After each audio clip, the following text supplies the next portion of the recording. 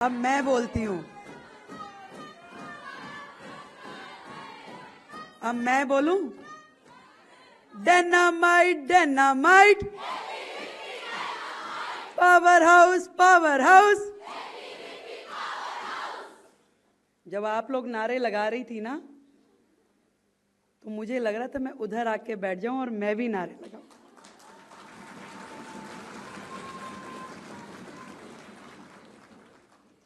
सच में आज इस मंच पे आके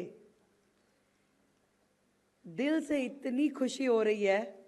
और जब शालिनी बोल रही थी ना, तो मुझे 30 साल पहले की रेखा याद आ रही थी।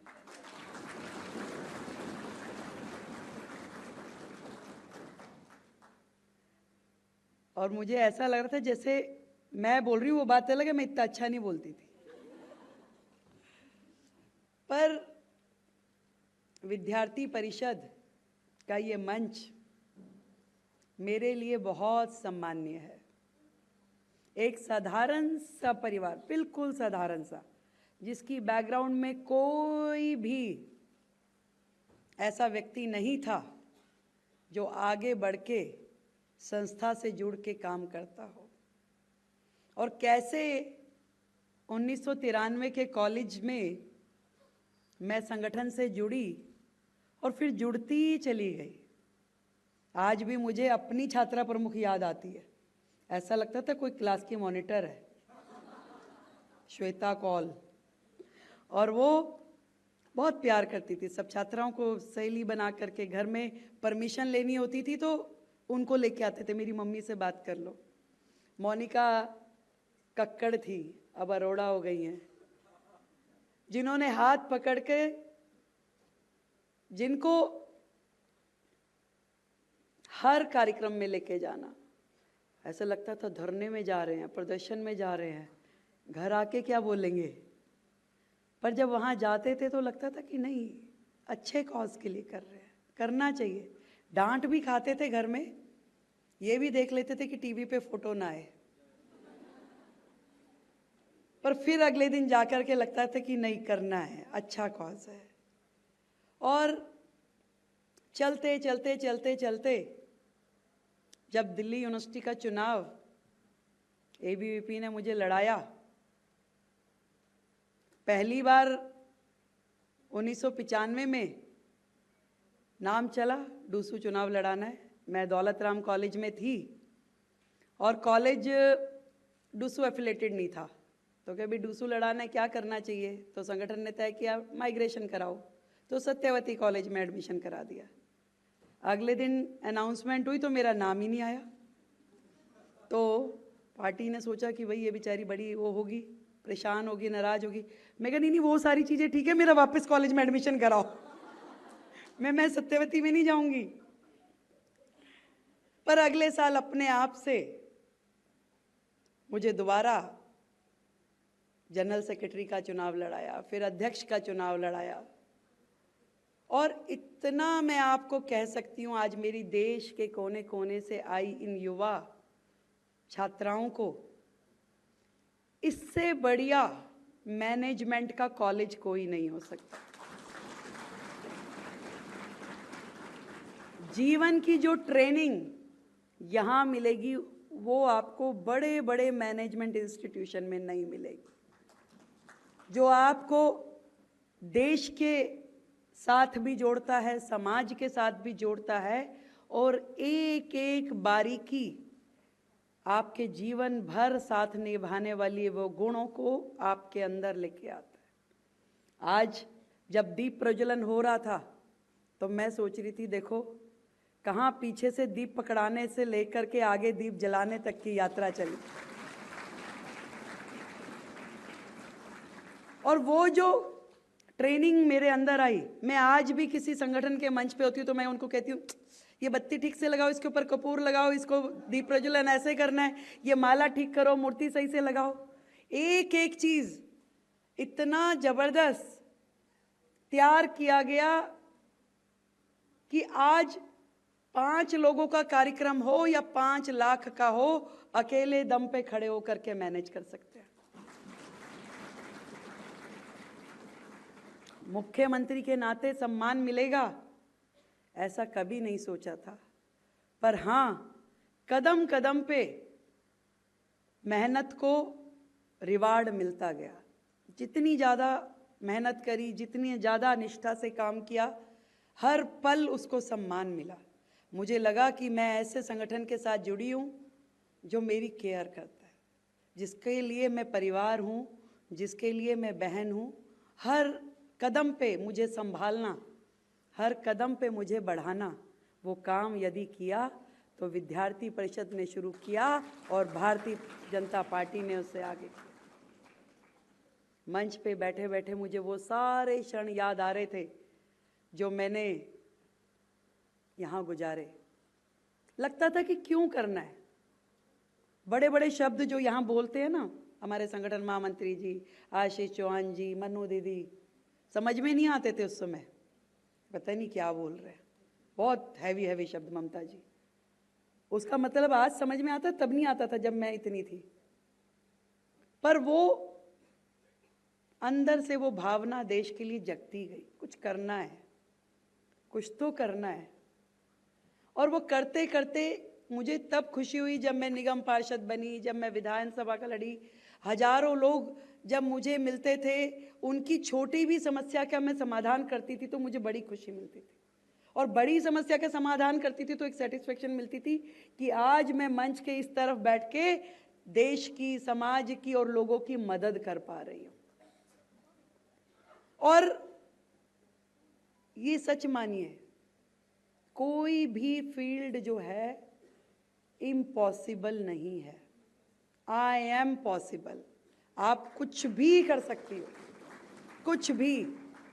यदि आपने तय कर लिया, अभी परसों मैंने महिला पत्रकारों के साथ में एक वार्ता रखी। उस वार्ता में एक अनमैरिड पत्रकार जो संघर्षशील है, काम कर रही है, कह रही है कि जब मैंने बताया कि मेरी मम्मी भी कहती थी कि भाई ये नहीं करना, ये क्यों कर रहे हो, वो क्यों कर रहे हो, शादी करो, आगे बढ़ो, तो उसने, रिपोर्टर ने कहा, बड़े अच्छे चैनल में काम कर रही है, कि जी ये कैसे होगा, मुझे भी ऐसे ही बोला जाता है कि क्यों जा रही हो, ऐसे नहीं करना, ये फील्ड आपके लिए नहीं है। तो मैंने उसे कहा, वो कहती है, उसने प्रश्न क्या किया, मम्मी पापा को कैसे मनाना चाहिए। मैं कहा मम्मी पापा किसी के नहीं मानते भाई, सब एक जैसे होते हैं, क्योंकि उनको आपकी चिंता है, वो आपके लिए सोचते हैं। पर हाँ, जब आप सही रास्ते पे हो तो आप उन्हें कन्विंस कर सकते हो, क्योंकि वो आपसे प्यार करते हैं। आज जो समाज है, पहले हम बेटी बचाओ की बात करते थे, उससे थोड़ा सा ऊपर उठ गए तो बेटी पढ़ाओ की बात होने लगी, और आज बेटी बढ़ाओ के कंसेप्ट पे हम आ चुके हैं। भारत ने इतनी प्रगति कर ली है, और बेटी को सम्मान के साथ बढ़ाने के लिए आज अधिकतम माता पिता तैयार है, और बाकियों को हमें तैयार करना है।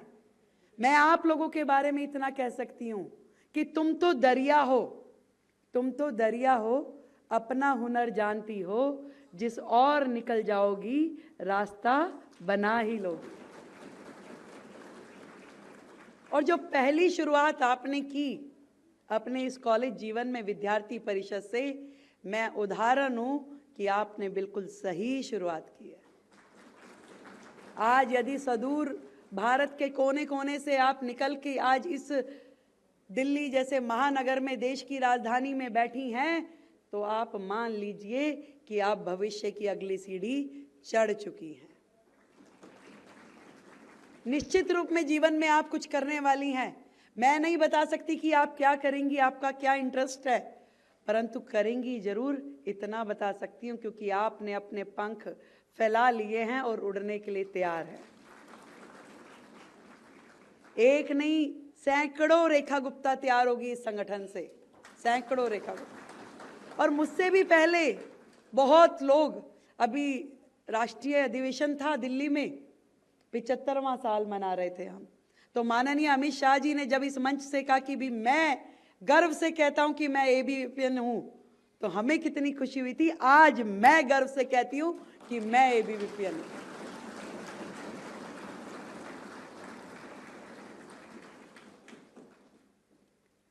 कुछ नहीं से बहुत कुछ का ये सफ़र बहुत ही अच्छा रहा। जीवन में इतना कुछ सीखा और आज भी धन्यवाद करती हूँ हर बार कि आपने मुझे उंगली पकड़ के जहाँ पहुँचाया तो मैं मेरा अस्तित्व बन पाया। नहीं तो शायद मैं भी घर में किसी परिवार में उसी प्रकार से बच्चे पाल रही होती। पर आज मेरे बच्चे भी मुझे सम्मान की निगाह से देखता है, मेरा परिवार भी सम्मान देता है और ये देश भी सम्मान देता है बिकॉज ऑफ AB विक्की। बहुत सुंदर काम महिला संसद के रूप में विद्यार्थी परिषद ने किया है और 2015 में भी पहले इसी प्रकार का कार्यक्रम हुआ और हर कार्यक्रम के पीछे एक थीम होता है। उस थीम को लेकर के हमेशा विद्यार्थी परिषद चलती है। एक बड़ी सोच, एक बड़ा विजन, एक ऐसी पौध तैयार करना जो आने वाले समय में वट वृक्ष बनेगी और इस देश और समाज को छांव देगी। इस सोच के साथ चलते हैं। आज आपको महसूस नहीं होगा, जब आप आगे बढ़ती जाएंगी मंच से इधर और इधर से इधर आएंगी तो आपको महसूस होगा कि यस, ये रास्ता कितना सुंदर था और मैं आज कुछ पाने की, कुछ करने की स्थिति में हूँ।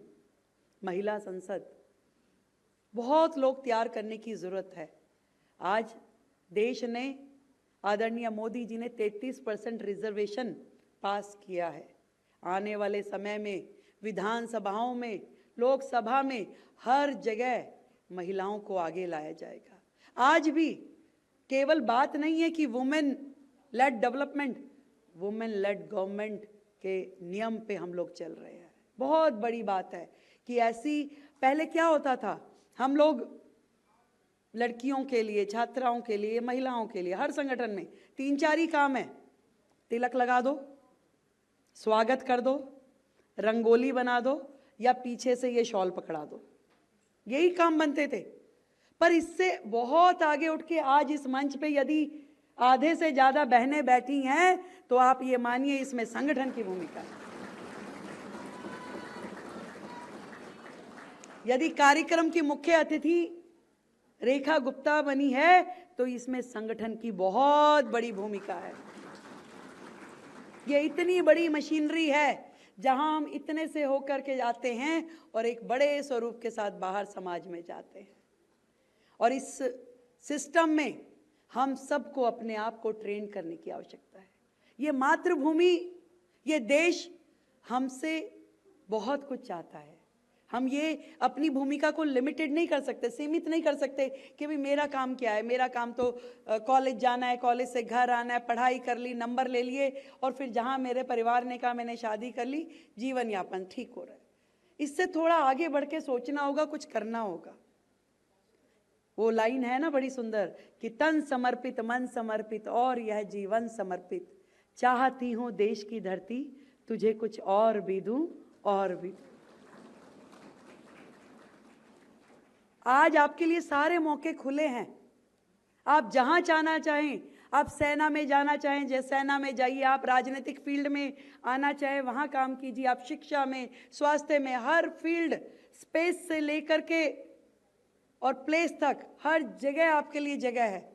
आप अपनी उड़ान भरिए, आप लोग करिए जो करना चाहती हैं और समझिए कि ये भारत की जो प्रगति है, जिस भारत का विजन हम देखते हैं 2047 के लिए, जब हमारे 100 साल आज़ादी के पूरे होंगे, उस भारत की भूमिका जो है वो महिलाओं की प्रगति से होकर के गुजरेगी। देश की प्रगति महिलाओं की प्रगति से होकर गुजरेगी, देश की समृद्धि महिलाओं की समृद्धि से होकर गुजरेगी और देश की सुरक्षा महिलाओं की सुरक्षा से होकर गुजरेगी। बिल्कुल ठीक थीम लिया है आपने, शक्ति से समृद्धि तक पहुंचना है। आप शक्ति रूपा हमारी युवतियां हो, उसको पहचानो और कर गुजरो कुछ ना कुछ। और ये माध्यम है जो आपको प्लेटफॉर्म मिला है कि आज दिल्ली में आप इस छात्रा संसद में बैठ के अपने राज्य की आवाज उठा पाएंगी।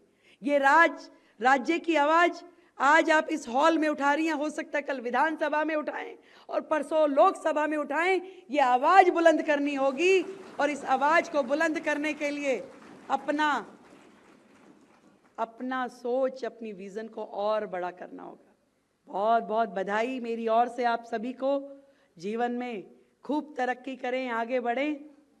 और अगली बार जब मैं मंच पे आऊँ, मैं वहाँ बैठ के देखूंगी तो मुझे यहाँ से दूसरी, तीसरी, चौथी रेखा गुप्ता नजर आएगी। सभी को शुभकामनाएं। दिल की गहराई से फिर से इस मंच के माध्यम से मेरी विद्यार्थी परिषद को मैं धन्यवाद करती हूँ, जिन्होंने मेरे जीवन में इतना बड़ा रोल प्ले किया। हमेशा ये संगठन आगे बढ़े और मेरे जैसी लाखों बेटियों को तैयार करे जो देश की चिंता करे, इस मातृभूमि के लिए काम करे। बहुत बहुत धन्यवाद।